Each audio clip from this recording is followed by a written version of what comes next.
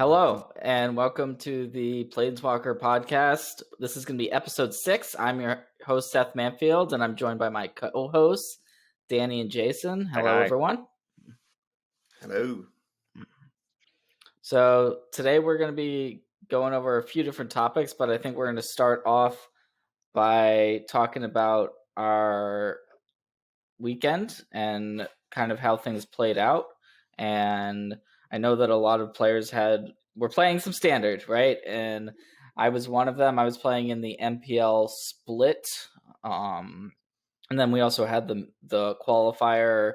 I know that Danny and then we had the Red Bull. So we had all of these things, right? A lot of different results to kind of digest. And so talk to me, I guess, Danny, you made a run in the qualifier. This is the big arena qualifier. Everyone's been trying to get to this Zendikar championship. I'm already there, but okay.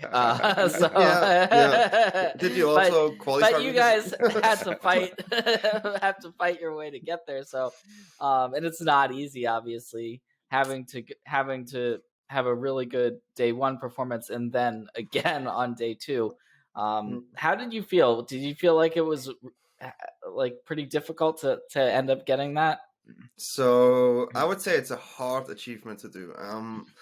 I felt, last time I went 6 wins and on day one and didn't manage to get day two. This time I went 7-2 day one, so I went to day two and went to 5-2 day close. two. So I needed 2 more wins, which is really close. It feels like I really want to compete, obviously, with Seth and others, right, on the stage and not just friendly matches. And I know I can do it. I was so close. I think it's really hard, though. It's close decklist, right? You can face everything. I faced 2 decks that I would call rogue decks in those 13 games, which were a bit tricky. I managed to do it. So deck choice was good against rogue decks for sure. Oh wait, rogue, not the tribal rogue, tribal. But okay. I hope you all know. Wait, you only played against rogue. Only 2 rogues, huh? No. How you call it? But it used to be called rogue decks, right? The one that are not. What do we call them? Meta decks. Off meta. Okay, I call them. It's not. You face off meta decks as well, because it's closed deck list, and people try maybe that works, or just limited player. So that even adds up way more to the level, because you need a deck that just is ready for everything, and you can tune it as much as you want. You will never have the perfect deck, but in my opinion, it's really hard to achieve. It's really hard to achieve. Going like 2 days with no loss, almost. Day 2, you can only have 1 loss, which got me, right. I wish there would be 2 loss on day 2. I wouldn't care if there's 1 more win, but I think 2 loss, like 8-2 day 2, I would really enjoy. But not 7-1 is really hard. But congratulations to everyone who did it. I didn't see many, and I think it's not too many. What is hard, because if you got 6 win on day 2, you get the auto entry day 2 the next week, and if you get 5 wins day 2, you get qualified for the next month. Just do it. And that's like, oh, hey, by the way, you don't have to be top 1,200. You just qualified. I'm not sure if you know, but I'm always in the top 100, so it's just nice, It doesn't feel. I got 5,000 gem. I'm gonna use this for this weekend, so that's at least something. But then, I tried my best. I'm happy with my performance overall. I'm happy with my deck choice. I think it's correct for this event. It was a good experience, but next time I make it. Yeah, you're building up to it, right? You went like 5 wins or 6 wins the last month, almost making it to day 2, and this time 5 wins on day 2, almost making it to the championship. You're like there you go, one more rung to go. Impressive run, really well done. I bombed out of the qualifier. We're playing almost the same 95 cards, because we're playing Esper, Yorion, Doom, and I went 0-3, but I was double queuing with the Red Bull tournament, which is kind of hard to do when you're playing 2 control decks. And I was up at like 3 a.m. to start the Red Bull tournament. So it hit like 6 a.m. and I was like, okay, finish 1 match, immediately load up Arena qualifier, like try to go as fast as possible before the next round of the Red Bull started. maybe that might have affected my play. I don't know. There was definitely a few questionable plays in there. In the Red Bull tournament though, and I was actually specifically like going in, I knew I needed to favor one tournament over the other, so I wasn't like, stuck in the middle if I had to ditch one. And I was going to go for the Red Bull tournament because it was basically a Grand Prix. And like you said, it's so freaking hard to qualify for these arena qualifiers. Like, I've actually never done well in one of them to date. I find them very difficult. The also closed deck list, not having open deck list, I think really is a detriment for me. In the Red Bull tournament, though, I did pretty well. I went 12-3, tied for 7th. Came to 17th though because I had bad breakers. Couldn't even make top 16. My poor last round opponent was like, "Hey, you want to draw? We could both make top 32." I was like, "Yeah, but I think there's like if this one person that got paired down like wins, I can make top 16." They're like, "Oh, okay." And then I just like knocked them out of top 32 for no reason. Still came in 17th.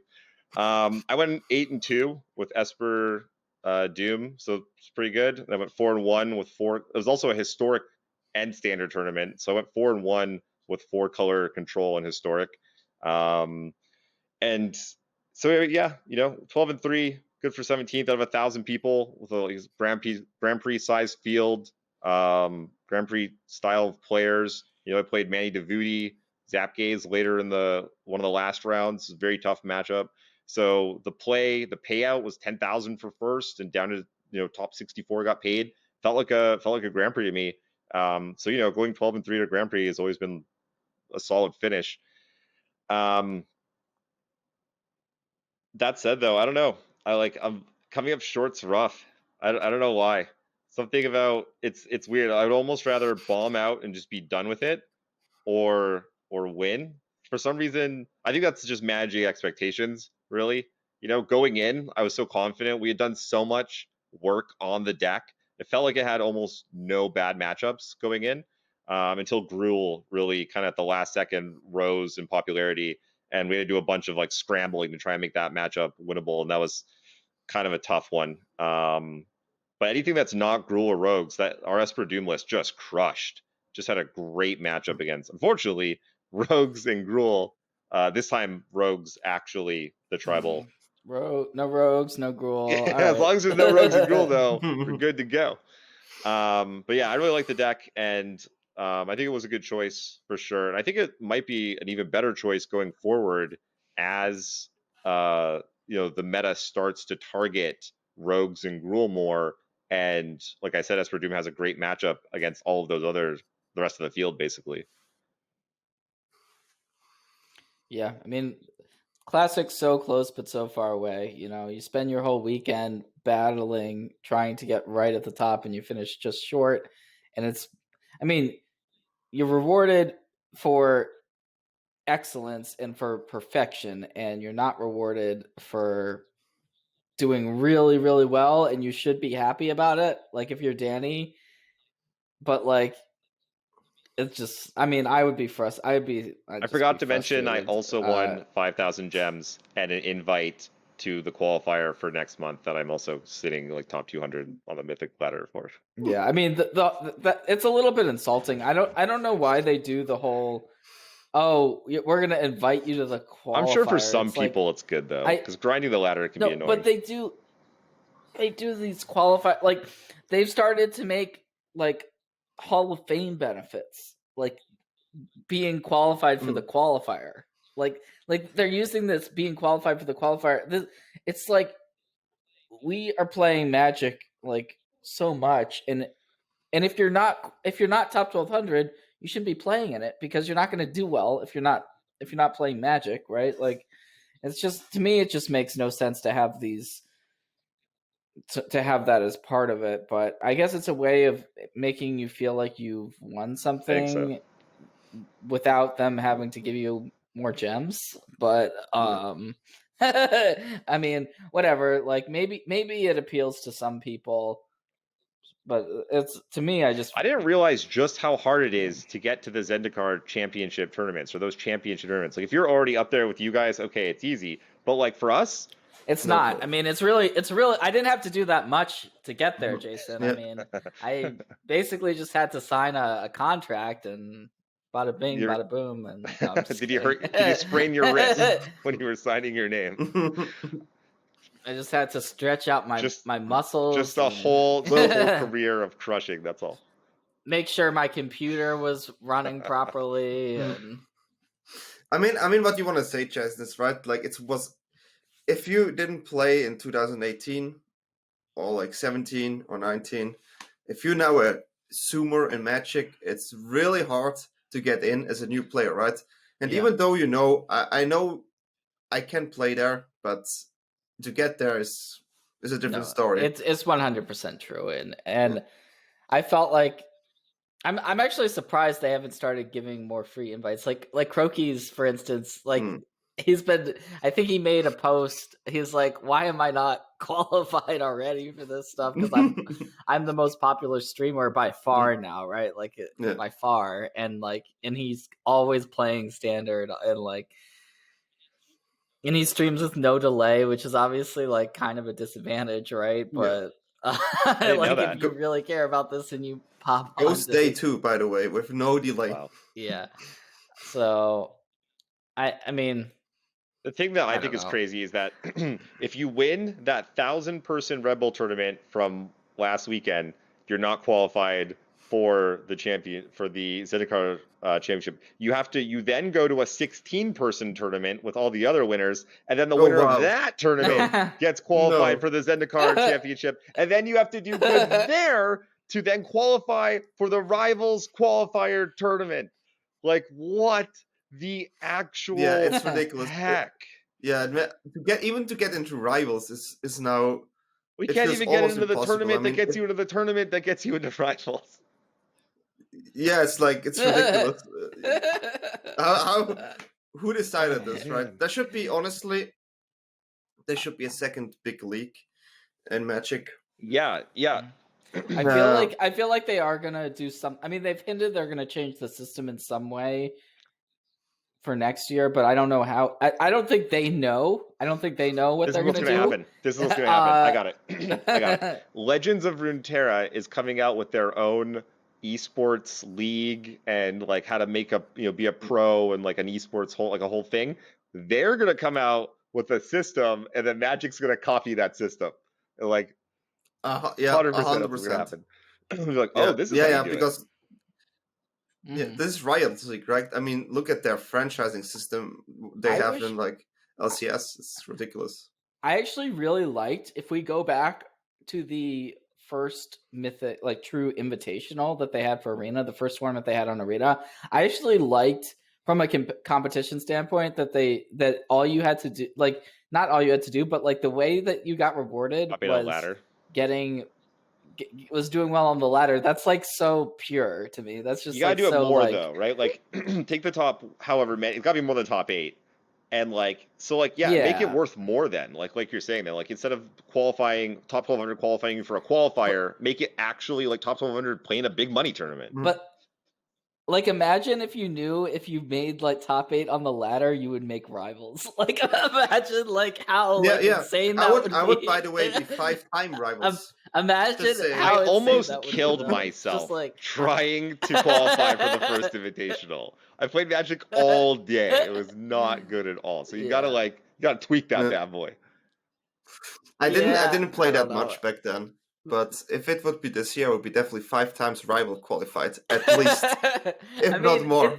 It's kind of crazy. I mean, there's no perfect system. Obviously, there's all of these systems. Problems with everything. There's I think they're gonna spread. They're gonna go.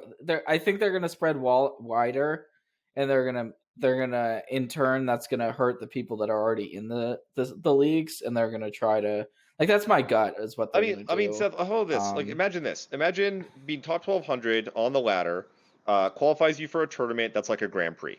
So once a month, there's 2,400 people, and it gives away $10,000 to $50,000 or whatever, 30, whatever the heck the prize pool is, but some actual money. And then there's a ranking system where over whatever it is, 3 months, you get points, and whoever does the best in those top whatever it is, they go up to the Rivals. Wow, you're describing the system of like 4 years ago, right now. With like actual, you use the word points. Like points were made sense. Yeah.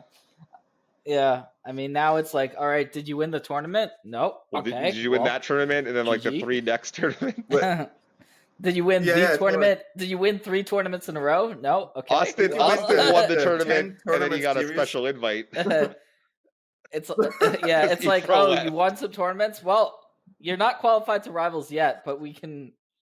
You might still could get in, but if X and X and X happens, because yeah. Oh who god, they need to knows? fix it so bad. But it really feels like you need to win 10 tournaments to qualify for all the tournament, and that's only a qualifier as well. But I think the main reason why they have to change is like the client, right? You can do so much more of this ladder, right? Like there are actually like there's a sub scene going on, right? Who's trying to get number one, and there are like people who are really full into this. Like Ollie was always trying it, right? He likes that. He's playing the tier 1 decks. I'm gonna test them, and then I'm gonna go for number 1. That's what he does. Then Ginky is doing this. Like me, I am doing this sometimes. Crocus is doing this. There are people dedicated, Rumty, right, for just doing this.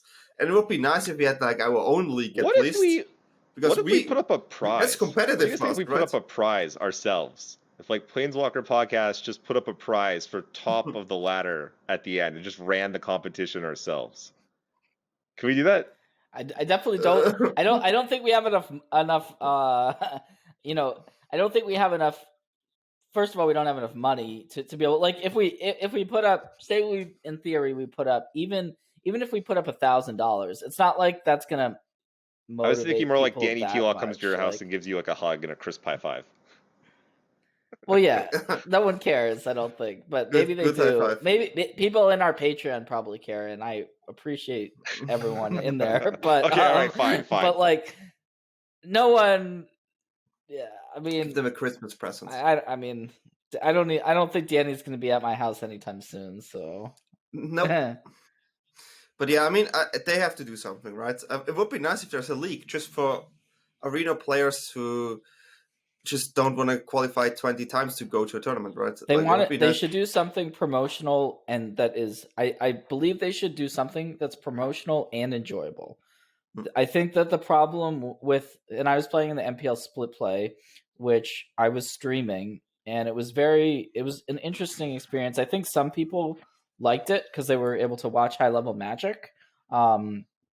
But for me, it was very tense. So like, I wasn't really getting enjoyment out of it personally.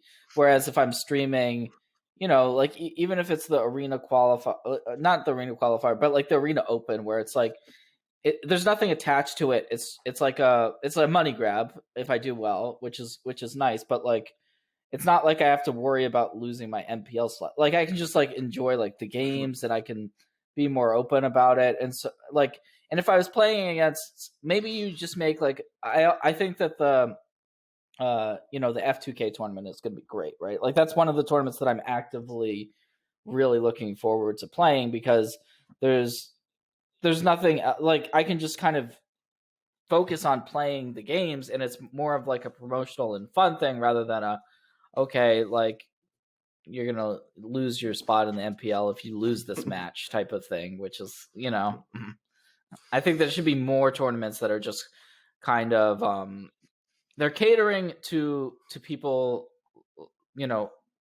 who are entertainers, I think, more than and that's not necessarily me, but that is someone like Crokies, and people like fall into that just so that it engages the community more. And I think that they had been doing that maybe a year or two ago, and they stopped doing it. And I think probably everything has kind of shifted a little bit. Yeah, I mean, those tournaments, the idea, I mean, I had, right, was actually because of that reason, like 3 months ago. And this was my, like, the esport, just the esport in general. I wanted to be a more Magic thing and not just, it feels like really old school thinking sometimes in Magic, or the way they approach it. But they tried really well with the Invitational. I liked it there a lot. And now obviously it's hard with COVID, right? So this is why I think it's better to have multiple option. And there's actually something huge coming up. Really big, and we can talk about this after this podcast.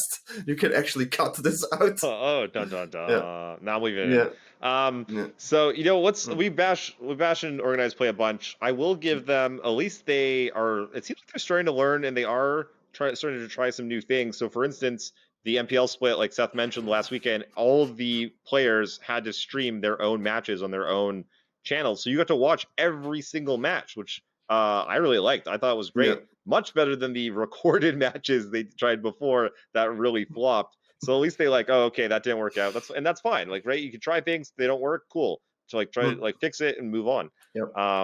Don't keep the same broken thing going. That's definitely not what we want to see. And that coupled with say like the pretty fast Omnath ban, and also they're pushing this new Channel Fireball structure of tournament. I believe my assumption is that Wizards is giving this a try because it's a new structure.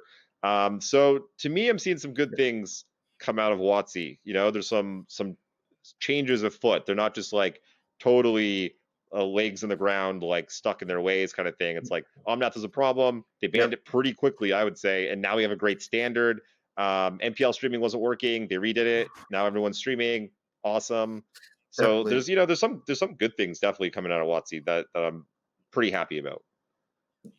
Yeah, so the last 3 months definitely went in a direction that I like, because 3 months ago I was not happy with it, but now it's where I want to see it, especially in those, let's say, crazy times. And yeah, I like that you can watch every player, you can watch the Rivals League separately, right? You have like multiple options on that weekend.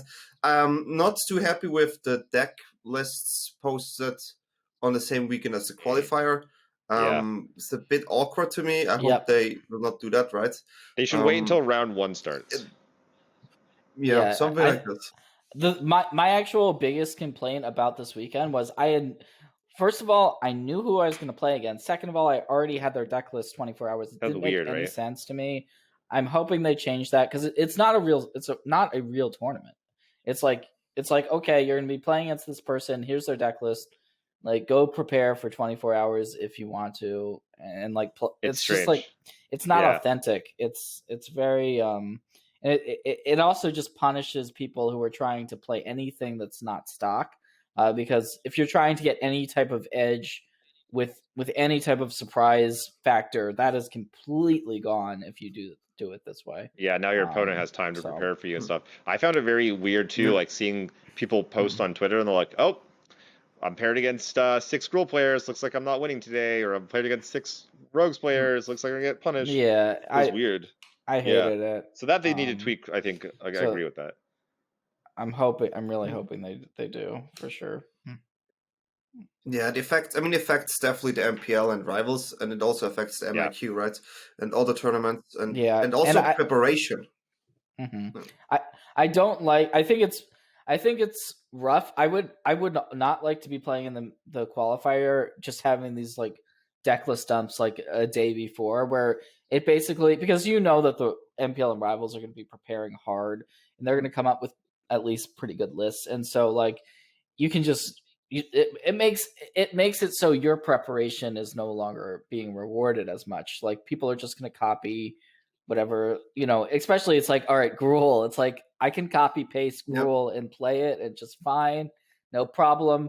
Like Brad Nelson's playing Gruul. It's got to be good. Easy. That's my deck. And then it's like, it doesn't even matter what the past 2 weeks no longer matter. Even if you were working on this deck. And then it also throws off your preparation, right? Because you have to adjust based on whatever the lists are. And so it's like, well, my deck is soft to Gruul. Oh, that sucks for me, like that type of thing. Yeah, So that's exactly what happened. I think that is rough for sure. Yeah, hopefully they tweak that going forward. So speaking of Gruul and like standard and stuff, we saw a pretty big switch in the metagame up to the last second. I guess like specifically because those decks got released. I think had they not been, we probably wouldn't have seen as much Gruul. Because then also the pros can be like, "Hey, here's my deck, by the way," throw it up on Twitter or whatever, and it gets like even more exposure and push because it's already public. And so sure enough, that's what happened. Gruul became really popular. Brad posted it. Everyone started picking it up, and our team had to like scramble because we had a bad Gruul matchup, and so we were like Friday during the afternoon, we were just like jamming Esper versus Gruul all day, trying to tweak the list, trying to make it better against Gruul. What do you guys think coming out of the weekend, though? Let's talk a little bit about standard and where you think it's at, where it's headed going into next week. So I think it's again So open. like it just got more open, right? I mean, now it's Gruul there, and Rogues is like, I don't like Gruul too much, and then Rogues has to maybe commit in this direction, and Golgari always seems better as well, and like there's just this circle of actions that happen right now in standard, like weekly, I think are really good. I don't think there are decks that are better than others, right? But Yeah, many decks. there's a lot of reasonable choices, and I'm enjoying the format. But I'm also finding it tough to get an edge without being able to anticipate the metagame properly. Like if I as soon as you know what you're going to play against, or are able to suspect what you're going to start playing against, then you can make a very educated and smart deck choice, because there's everything has weaknesses, which is good, but it creates this balance and this momentum and this circular trend, right? Like this past weekend, we saw this blue-white Yorion control deck do very poorly. That doesn't necessarily mean that deck is just straight up bad, but it does mean that there are some weaknesses to it that were exploited, and there was decks that just were not played, like that were like a week ago. I was playing against Golgari Adventures constantly on the ladder, but no one played it. So that was likely due to a bad blue-white matchup. Now blue-white Yorion like becomes less popular. All of a sudden, we start picking up more Golgari Adventures and the Great Henges and all of that stuff. So like that's the type of momentum shift we saw. Rakdos, which I think was kind of, people were just, there was just a generally negative on it, I think, going into the weekend, but it actually did surprisingly well. Some top players played it, and part of that is because it has a good Rogues matchup. So then it's like, it's just kind of this thing where I'm every day is movement. So like we're by the time you're listening to this podcast, the metagame will have shifted. So I don't even want to tell you, you should play X, because it's going to be wrong in 2 days. But like it's a good format. I think just playing different decks and knowing how things match up against other decks are going to allow you to make the right deck choice when the time comes. But I think the best way to position yourself is to not I would not lock in on something immediately, unless if you're, I mean, there's certain types of players, right? There are the types of players that feel like they are going to get their best edge by knowing their deck inside and out, and they want to pick something, and they're just going to pick it now. Maybe they pick, for instance, they just pick blue-white Yorion, right? Because they know it's a good deck, they want to play it, and they don't feel like if they just pick it up, the day before the tournament, they're going to be able to do well. They need to play it. They need to get some reps in with it, and they don't have the time to play every different deck. And I think that's fine, and that's reasonable. It's not necessarily going to yield to the best results, because optimally you would have played blue-white Yorion, and you would have played Gruul, and you would have played Rogues, and you would have played this, and you would feel proficient with all of them.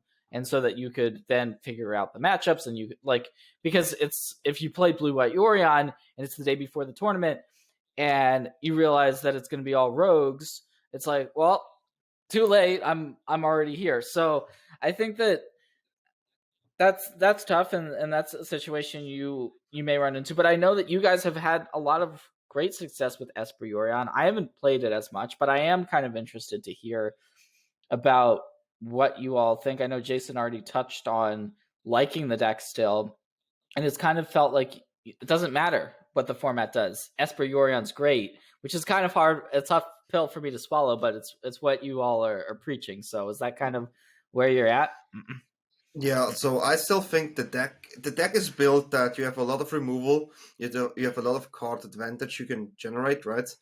And this will always stay the same, right? And it really depends what type of decks appear, and you can really shift your sideboard and target certain decks more and more. The hardest matchup is still the Into the Rogue. The Rogue Into deck. the story. You don't have to say anything more. You don't have. Yeah, the Into the Story is a huge problem, right? I mean, 4 mana draw 4 is pretty rough.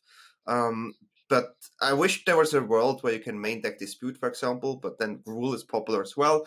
So it's kind of awkward to have like multiple of them in your main. But I think Esper Doom is really one of those decks where it feels like Sultai Historic. You have a okay matchup against most of the decks. You don't feel like disadvantaged, like big time. And once you get it rolling, you just win. I mean, yesterday I played it as well on the LFM network tournament. I didn't play too well, but I had a good run against Nassif. I lost 1-2, which is not too bad, right? So, I mean, I won before against him, but this time I just lost. He played Blue-White Yorion with 2 minutes left or something. Classic. Just saying. But yeah, it was a good game, and I feel like the deck really can beat every deck. That's just how it is. I also won against Gruul. I think the Gruul matchup is way better now with some changes.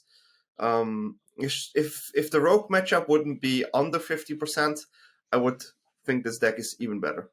I played against Mengucci in our split. I know your list is a little bit different than his, but I played against him, and I had a terrible draw, like a miserable draw. I went all in game one. I was like I was like rogue. I played out 3 or 4 rogues, and I was just like, I'm just gonna hope you don't have the shadow. This guy had an empty hand, he had like 6 or 7 cards in hand, and I was just like, I had like 4 lands in play, and etc. And he's like, all right, he extinction invented my entire board, and I was just like super dejected.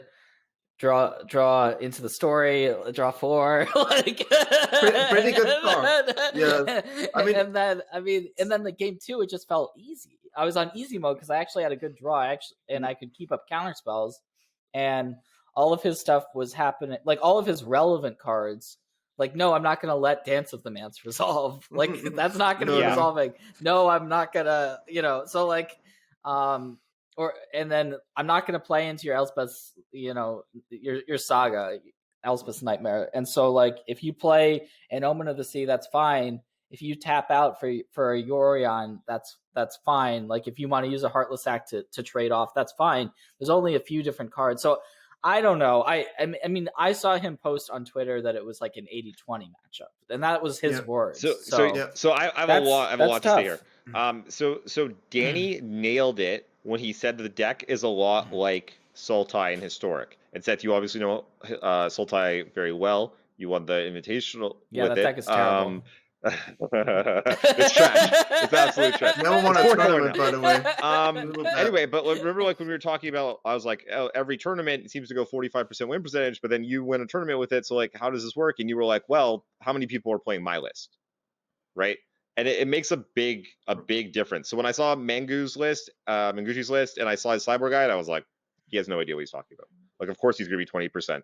So, like, actually, I mean, his list. So the way this entire Esper Doom thing started was me after the bands doing the list. And Mengu always checks what I do after the bands because he knows I will build Esper. And he's like, Esperone. This is like his thing, right? It's like his thing, right? So the next day he tests the list. He likes it. He tweaks it, right? He works on it. I take his list. I work on it. Then Jason takes a list. And like it gets this scramble. And I mean, you mentioned the tweet he made, right? I was talking, I think, with him there. And then it was like, he was like, you cannot beat into the story, right? That's basically the card. That's the card. If you manage to defeat that card in Rogues, that's it. But right now with Gruul and the green stuff around, just so hard. It's really hard to do. But I think if there's a world where we can include the main board disputes again, it's possible. So yeah, so like for instance, in Menguchi's Cyborg guide, he was citing out all 3 Yorions against Rogues, which I think is insane. The way that I realized, this is how I figured out the matchup a bit. I had like a perfect draw, what I thought, against Rogues. Like everything curved out. I had. All right, you have to start with no. So hold on, but I still lost. Keep going. Still lost. Okay, yeah, that's okay. So back up. This was maybe 3 weeks ago. So this was an iteration like Mangu was playing. And the reason I lost is because my Rogues opponent had like an actual perfect draw where they were like 1 drop, 2 drop, turn 3, like 1 drop into 2 drop, turn everything on, hit you for like Xaxes, like using every card in my hand before I could untap and take over the game, kind of thing. They just hit me for so much damage so quickly, and I realized that most of the time they can't mill us out. Right, it's really hard to mill 80 cards. I mean, that's It impossible. yeah, it's very hard. It's very, very difficult. It So happens, what you can but do is you mostly can ignore a lot of the mill stuff. yeah, So then you have to try not to die super fast because rogues deals damage yeah, extremely quickly. They're that's good. really, people underrate that. Um, It depends on the version. My list Yeah, Sure. is depends not. on the Yeah, version. yeah. So I Yeah, mean, no. exactly. There's so many versions out there. But even that's typically how we lose, though. Oftentimes, is that you'll lose very like through fast damage. That's like the or even like mid game. All of a sudden, they're hitting you for 4 or 6 with 2 creatures. Adds up very quickly. So I prioritize first surviving, dealing with all of their early threats, and then late game, like when Danny's talking about like into the story being such a problem, you have to have Yorion in your deck. You have to be able to have Treacherous Blessing and Omen of the Sea in play and get Yorion to play too to match their card advantage. And then what you're doing is you're controlling like the graveyard. You don't want lures to come down. You don't want them to play the black X spell that brings all their cards back from their graveyard. That's like phase 2. Here's the major problem with that. You're relying on a number of different cards, and Rogues is going to have 10 plus counter spells in their deck. So if you're attacking one of those angles, they can counter one of these they can counter multiples of these. And then if they do have an into the story, which maybe you are it's going to be extremely difficult for you to have a counter spell at the right time if you're tapping out for Yorions and like you're tapping out. So You're tap out Well, deck. so I sent out yeah, ECDs. I I mean, don't know if anyone else does that. So Yorion's the top of my curve. obviously, you side out I saw ECD people against the that thought Lurus they were Rogue version. good, that was the card that you Like, wanted the most. I mean, I have to be honest. I also cut one Yorion against Rogues. One of the Yeah, you 3 can I probably do cut that. because I don't. If this gets disputed, I'm gonna cry. Right, so it's just no fun. 1 mana to lose the game. No, thank you. But I think the approach we had in the Rogue matchup with analyzing and see, okay, our lose condition is dying to aggressive Rogue plays. And that's really the main reason, right? I mean, I went 2-2 against Rogues on the weekend, and when I lost, it's the aggressive part, and I just drew really bad in one game. But having the 3 first mains, the Glass Casket, the Skyclave Apparitions, like we have 25 removal spells if you include the Doom, right? And if you handle their rogue threats really well, it is possible. But the problem is if they're on the play and they manage to play the tempo style game where they deploy 2 creatures and they don't let you do anything, that is where you lose. That is where the big problem is. That's why the first is so important, to make sure they cannot really establish this or to double spell. Because the problem of Yarn is you don't double spell that much, right? But with like 1 mana spells and the duress, you want to double spell as much as you can so they cannot establish their problem. But then the problem is the into the story. So you double spell, you do what you do, right? And then they I have a new hand. So in the Let's play sideboard stuff, again. we do It's have like 3 Duress, 3 Mystical Dispute, 2 Negate, a couple Shark Typhoons. So, and then we have things like Danny's saying, a lot of removal, and like Elspeth's Nightmare acts as removal spell plus Duress plus remove their graveyard for any like. So I think your list is good against regular like I shouldn't say good. I think it sounds passable. It sounds close versus regular. No, yeah, it's not like 45 against. And I'm talking regular rogues. I'm talking about crabs, right? Like crab sounds like a card that isn't maybe that effective against right? Because it turns on their cards, as you said, so if you're not getting milled, does some stuff. Yeah, but that's all it does, right? Like a Thieves Guild Enforcer or whatever is also turning in their cards on, but it's attacking you, so you actually have to answer. That's the problem card. So I think that I found this similar. I found this to be similar with other Doom Foretold variants as well. Is that because that version is more all in on the creature plan, you can just win by getting rid of those early creatures. Now, against my version of the deck, I shouldn't even say my version. I should say the version without Lurrus with Shark Typhoons that has, it has negates. It has Didn't Say Please. It has Drown the Locks. It has Also, it has essence scatters and stuff if you're trying to attack with Yorion. So like, it's just gonna sit there and play this card advantage game with you, this like controlling game, which is how like that's a different type of matchup. I feel I like, agree. and it's a different matchup. yeah. So I was activating Castle Lockbins at one point. I was like, all right, well, I answered your thing. All right, Castle, like you're not doing anything. You're not pressuring me. You're not resolving. Dance of the Mance is never resolving against me. No. So you actually have to figure out how you're going to kill me. Is it going to be trying to Omen of the Sun me? Well, that's like, No. I mean, 10 turns. you know, like is it? I have Brazen Borrowers in my deck. You're trying. Yeah, I to don't like Shark Omen Typhoon. at all Agree right that now. your version and versions that are counterspell heavy, much 100%. more difficult. Like Danny's saying, we're playing one freaking spell a turn. It's like counter that, play a guy. What it's like game over. It's very tough. I played against a deck. The evening before the MIQ. I was in our Planeswalker Discord. I was like, okay, I do 5 games, and I'm gonna see how it goes. I won 4, I lost 1, and the one I lost was against this list. I was like, but the main problem is, in my mind, I was not exactly sure how it was built. So I thought like maybe they just add Shark Typhoons, but it was like this complete Demir control, and with a sprinkle of rogues, right? It was basically that, and that's so different, right? But I was not prepared. My deck was not prepared, and it's hard to prepare for this like out of the spot, especially if the opposite deck like Gruul comes in, and then you go like, yeah, they're that's completely a problem. opposite. Yeah, that's a I'm problem. not as up to date on rogues. Obviously, Seth, I saw your list and I played against it and stuff, but like, I haven't really heard anyone talk about why this evolution happened. Like, you have like don't say please or never say please. The counterspell didn't say please in your deck, which I've never seen anyone play before. I saw your list, but that could just be 3 copies. 3 copies. 3. Yeah. So, and we're talking here about how like, you know, we have maybe 45% against like what I thought was standard rogues with like Crab and, you know, just the usual creature allotment with Lurus. I thought that was just stock rogues. Can you talk a little bit about why you went in this direction and, you know, what, you know, sort of how like you went 6-6. I had to get to see your matches. I don't know what you beat, what you lost to, and sort of what you think about the 2 different versions going forward. And like, do people need to be testing for both of these versions of rogues now? Yeah, I think that it's going to be a mix of both versions, and it's weird. I don't think it's like one version is better than the other.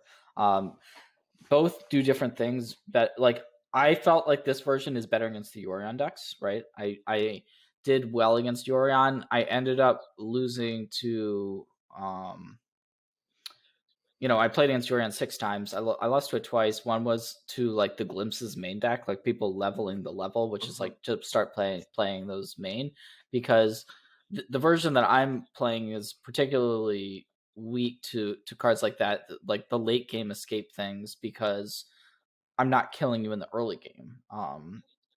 And it's going to be a grindy matchup. So like any card like that, game 1 is going to be particularly challenging.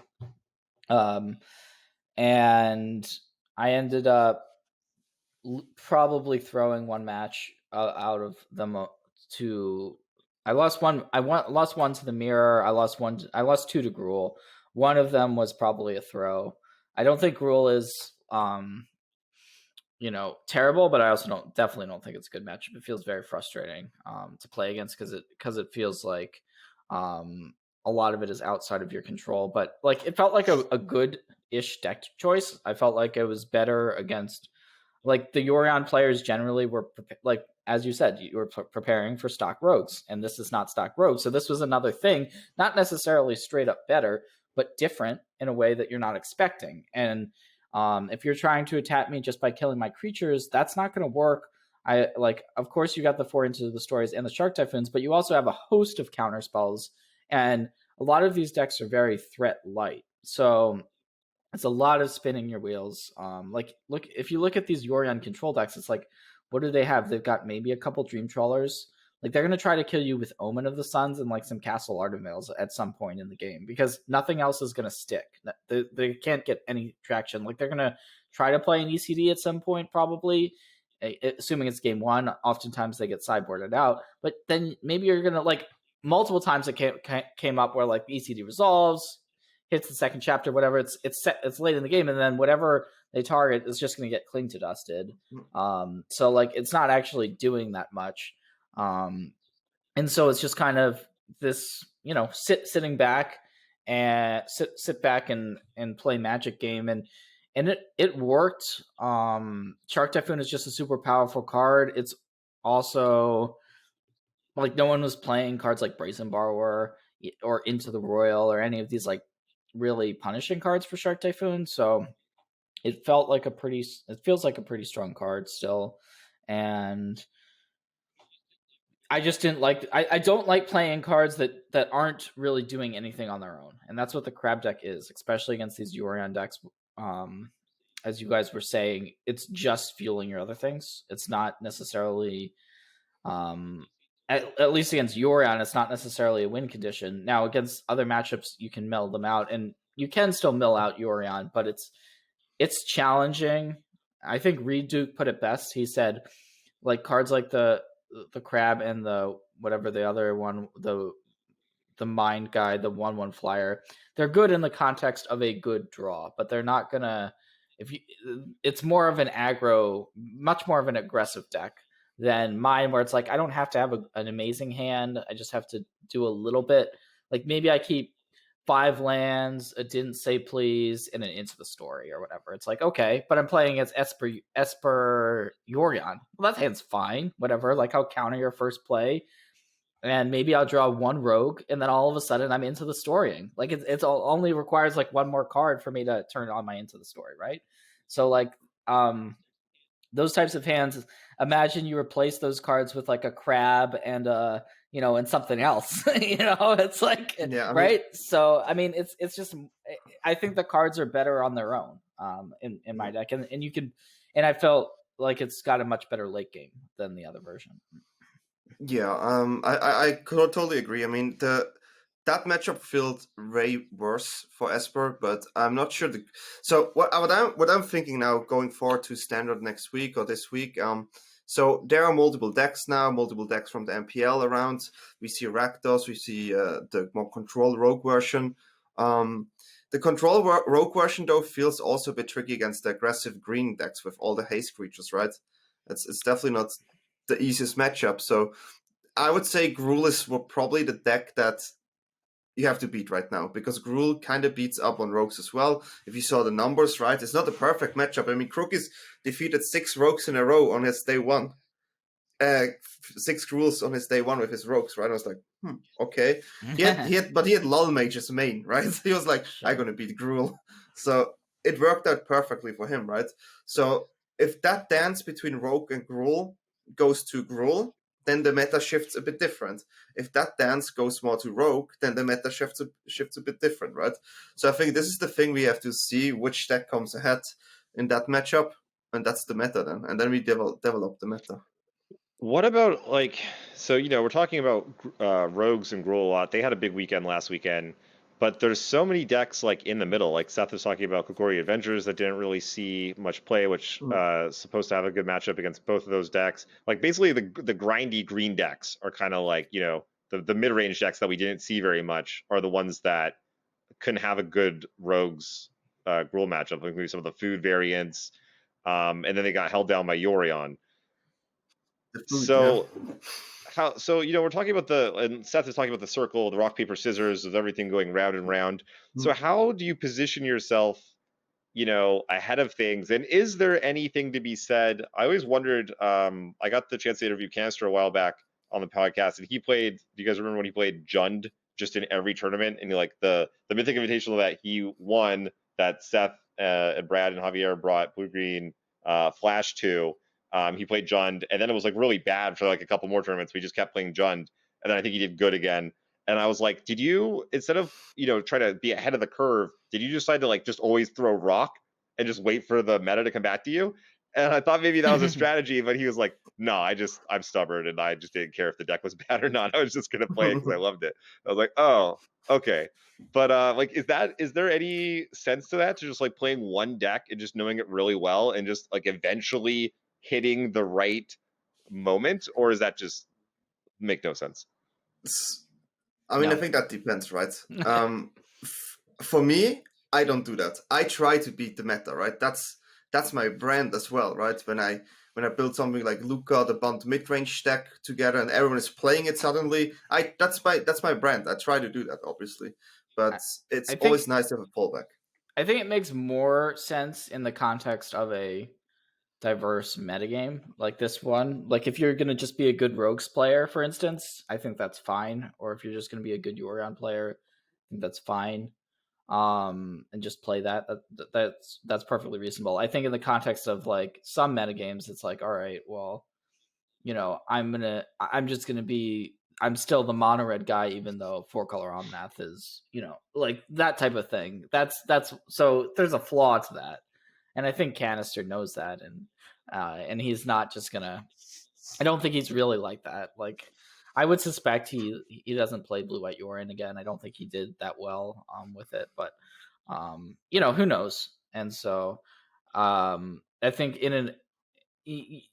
like right now it's fine to there's like 10 decks that are reasonably, like you can do well with them. I like if someone won a tournament next weekend with Golgari, I would not be surprised. If someone won with Rakdos or won with whatever, like I wouldn't be surprised, even though maybe they're not one of the top 3 decks. They're still Yeah, the perfectly top 8 of the Channel reasonable. Fireball Like, tournament, it was whatever. 1,000 players, and sure there's some historic in there, but there's still 10 rounds of standard, and it was super diverse. There was like green, white, blink. There was cycling. There was a Doom, Esper Doom. It was won by rogues. Was it like 8? It was like 7 or 8 different archetypes, and some of them were what I would consider pretty off meta because we're not using rogue anymore. They're pretty off meta. Like cycling hasn't been a thing for forever. The green white adventures is a deck that we didn't like. It kind of popped up a little bit, but that's not like what you consider a top 5 deck, I don't think. So yeah, everything seems like very viable, and a lot of the matchups are very close. What do you guys think of these decks that like something like cycling or green white adventures? I'm struggling. Ones that you wouldn't consider like top 5 decks.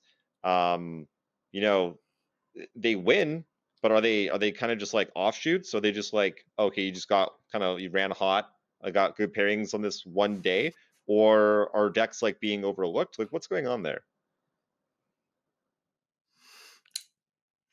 I think, I think it's all contextual. Like the format hasn't been going on that long, um, so since Zendikar. So I'm not surprised to see decks like that.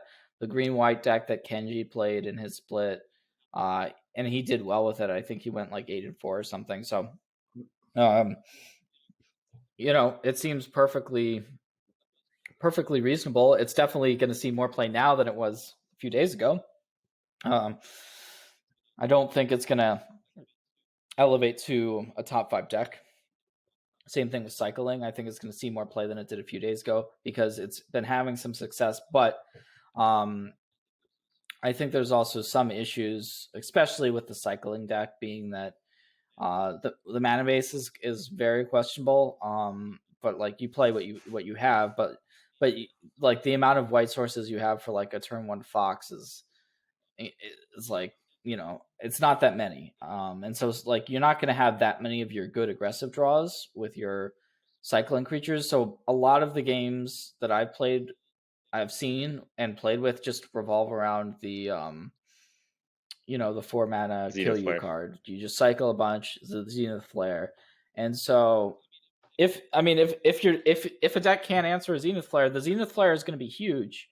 But at the same time, it's going to struggle to get that flare off in a timely fashion against the aggro decks. Like if an aggro deck, like imagine you're playing against mono red with a good curve where they just go like dog into a 3/1, into a Phoenix, into like whatever. Like you're dead before you're able to get a huge flare off. So I think the deck struggles against aggro. I also think the deck struggles against counter spells. So I would probably stay away from cycling. I don't really know. I mean, I think it's good against maybe some of the like Rakdos, probably like that type of deck, but It's pretty good against Esper. I've Doom had Yorion. We don't have a lot of counter. Esper Doom. Yeah, if you don't have any count, if you don't have much interaction, Game one for is it, like, then it's gonna yeah. be good. Yeah, like if you're playing blue white Yorion like with a bunch of creatures and Thasses and like like whatever, you're just gonna get flared out. You're just gonna lose the flare, and that's it, and that's fine. But that's the type of deck that if for some reason it got even more popular than it is right now, there's definitely ways you can answer it. It's not like we're seeing decks from a power level perspective that's like, oh my gosh, like this deck is so like we just overlooked it, but it's just like so much better than Right, X. right. No, we're not seeing anything like that. I saw many people try it out. I mean, I saw Ruff Levy try it out on the ladder, and he did really well because no one was teched against it, right? And I played against it with Esper, but it was a really funny version, and I just want to briefly talk about it. They played actually Cholrel in it, and they go turn one Fox, turn two Cholrel, and then there's just cycle. I was like, so many creatures. So that was really surprising. It was actually better than I expected, because they always have a full hand, right? It's interesting, and they have Zenithflare in the background, so you have like this double thing. You need to deal with the board and with the. Yeah, it was interesting to see. Maybe there is something, but I'm also not convinced cycling is a deck. I like the Celestia deck way more because it's an adventure aggressive type deck, and the Skyclave operation interaction with the Flock guy is just amazing. Yeah, Shepherd of the Yeah, for anyone that doesn't know, you can bounce the apparition with the ability on the stack with the Shepherd of the Flock, thus exiling a forecasting cost permanent for 4 mana, which is a pretty good deal. Yeah, and it's great. It's great. I mean, green white. This is the type. This is not a new deck. This is a deck that's been around ever since Itrel Innkeeper was printed. It's just people gravitated towards it, then they stayed away from it. Now they're coming back. Like Giant Killer is good against Gruul. Like if you're playing good adventure creatures, there's really no reason why it shouldn't be at least a perfectly reasonable playable deck, which I think it is.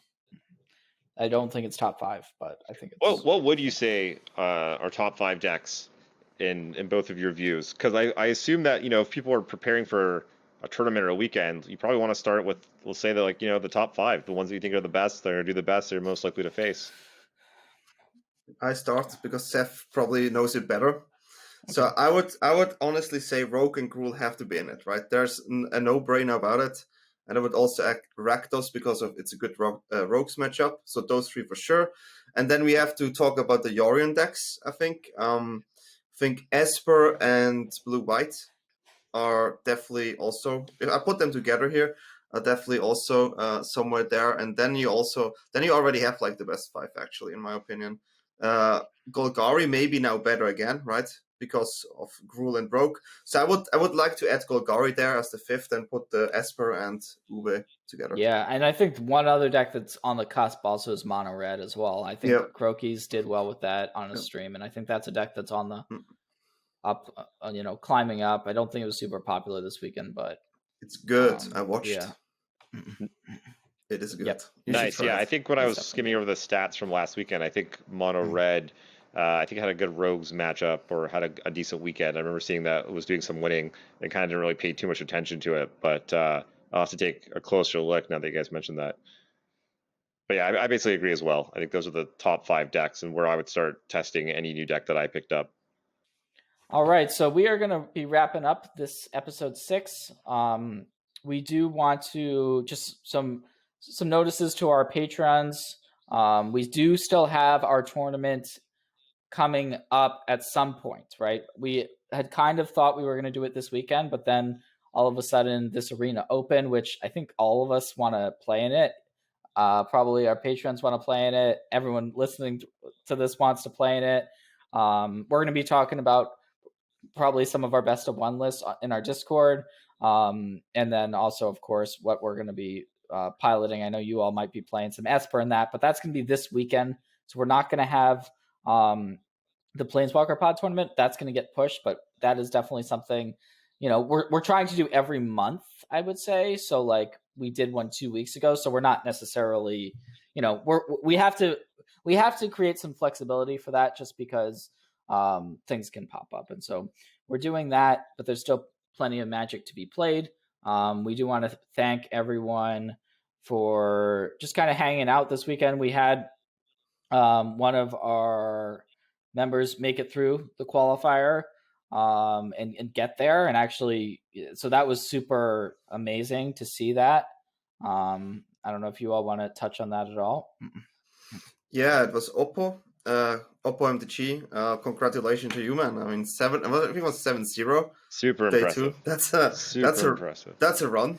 That's what we call a run. And I mean, other people like Carlo, and they also did well on day 2. So And there were and even if you didn't do well, like you were watching Magic, right? Like I saw you were streaming, not on your regular stream, but you were streaming in our Discord, and people were kind of hanging out there. And so even if you didn't have a great weekend, you could still just watch the Magic. And congrats to Oppo for getting there. It's really tough. Like to have one person get there is a huge achievement because it's so difficult, as we already talked about. Yeah.